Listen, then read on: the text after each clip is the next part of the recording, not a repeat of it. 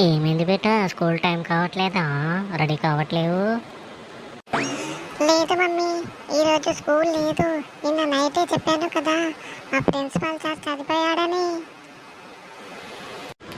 అయ్యో పాపం, ఎప్పుడురా ఎలా జరిగింది ఇలా? తల్లి కొడుకు లేదో మాట్లాడుతున్నట్టున్నారు. వాడికి స్కూల్ టైం అయితే లేదా? వాళ్ళ సార్ చనిపోయాడంట, స్కూల్ లేదంట 3 days దాకా. అయ్యో పాపం, అలా ఎలా జరిగిందో. సర్లే, స్కూల్కి వెళ్ళకుండా సరే ఇంట్లో చదువుకుంటా ఉండు, హోంవర్క్ ఉంటే రాసుకో, అంతేగాని టీవీ చూస్తూ కూర్చోబాకు. మీరేంటండి ఊకే స్కూల్ లేకున్నా హోంవర్కే, స్కూల్ ఉన్న హోంవర్కే, ఎందుకని అలా సతాయిస్తారో? వదిలేయండి.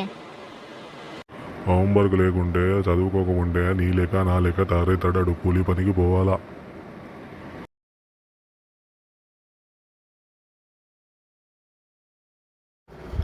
ఈ పిల్లాడు రెగ్యులర్గా స్కూల్కి రావట్లేదే, ఒకసారి కాల్ చేసి చూద్దాం. హలో, రమేష్ వాళ్ళ ఫాదరేనా మాట్లాడేది? ఎస్, అవును, చెప్పండి. మీ అబ్బాయి స్కూల్ ప్రిన్సిపాల్ని మాట్లాడుతున్నాను. మీ అబ్బాయి 3 days నుంచి స్కూల్కి సరిగా రావట్లేదు. ఏంటిదా కారణమని కాల్ చేశాను. అవునండి, కొద్దిగా వైరల్ ఫీవర్గా ఉంది వాడికి. పంపిస్తాను, కొద్దిగా తగ్గింది, రేపటి నుంచి పంపిస్తాను.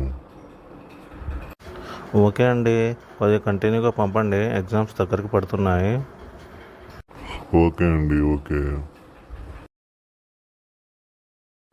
నా కోడాక అయిపోయినావు ఈరోజు. రమేష్, రే రమేష్. ఈయనేంటి ఇలా అరుస్తున్నాడు? ఆ నానా.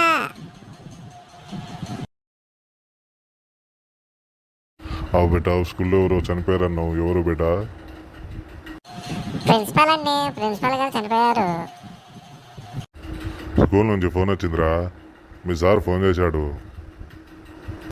ఎవరండి ఫోన్ చేశారు?